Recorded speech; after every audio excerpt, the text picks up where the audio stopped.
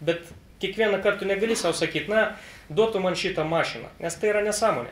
Tu eidamas į techninę sporto šaką, tu iš karto suvoki, kad tu visam gyvenimui padėjai kryžiaus ant racionalaus mąstymo.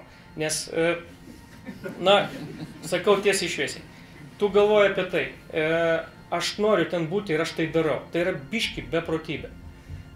Kada lietuvis ten atsidurs, aš dar tik pabaigsiu, kad aš, pavyzdžiui, savo pasakiau taip, aš niekada neverksiu, kad aš neturiu geros mašinos arba kad aš neturiu didelių finansų. Dakarą galima laimėti, bet tam, kad laimėti, tai tu turi pirmą įrodyti tuom savo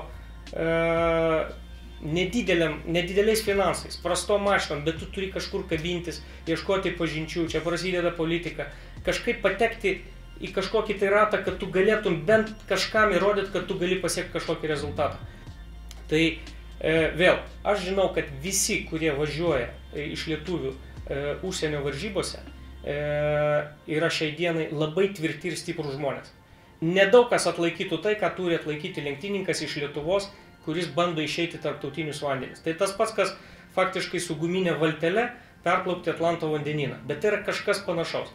Reiškia, galimybė yra.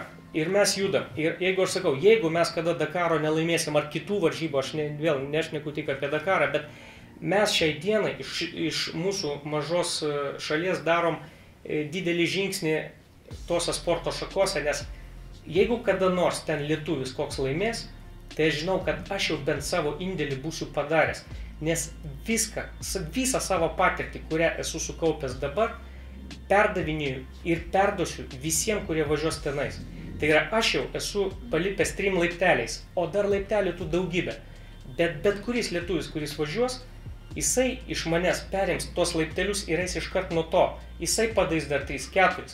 Jeigu mes visi taip mąstysim, jeigu taip darysim, mes anksčiau ir vėliau tikrai tą Dakarą laimėsim ir atsiras tie lenktynininkai, kurie garsins Lietuvą ir gal taps tais šaukliais ir tautos didvyriais. Aš tikrai tuo tikiu ir aš skaitau, kad mes darom tą darbą. Dėkui. Tai va, netgi jeigu mums patiems to nepavyks padaryti, bet turim judėti visi tą linkme, nepasiduoti. O tas charakteris tai yra ir mūsų tautoje tikrai tų žmonių su tokiais charakteriais netrūks.